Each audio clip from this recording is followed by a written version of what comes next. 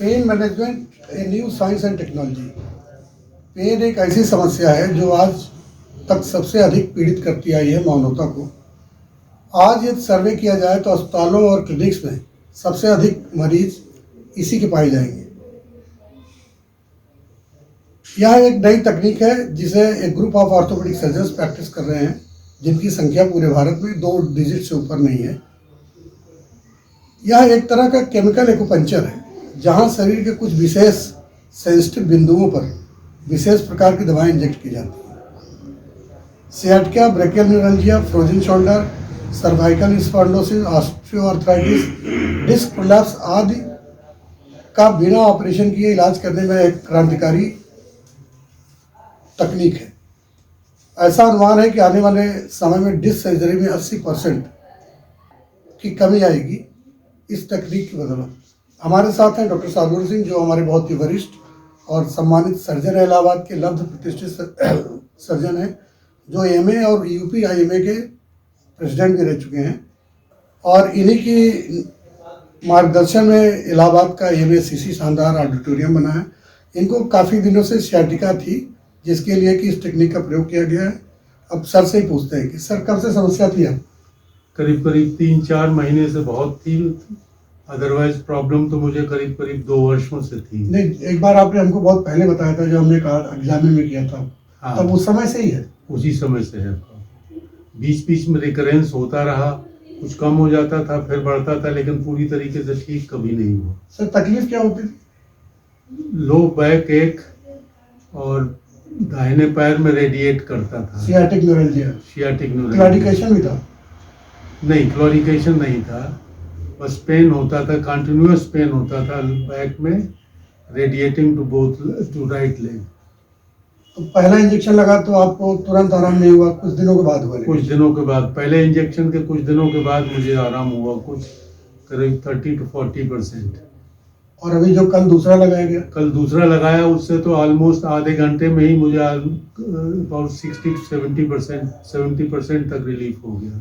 और आज मैं काफ़ी नॉर्मल वाइज महसूस कर रहा हूँ। पूरा प्रॉपरली मैं अपने पैरों पे खड़ा हो पा रहा हूँ, नहीं तो अदरवाइज मैं खड़ा नहीं हो पाता था राइट लेग।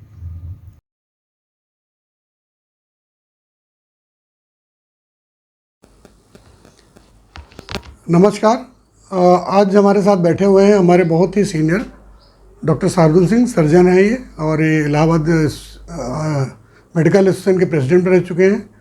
और जब मैं इलाहाबाद में आया था तो सर ही पहले आदमी थे जिन्होंने मुझे अपने अस्पताल में काम करने के लिए बुलाया था। और फिर मैं जो भी करता था, कभी सर ने कभी क्वेश्चन नहीं रेज किया, एक तरह से मेरे गॉडफादर की तरह। सर को अभी 3-4 महीने 5 महीने से इनको सियाटिक न्यूरल्जिया हो रही थी भाई, दोनों तरफ। रीजन नहीं समझ में आ रहा था।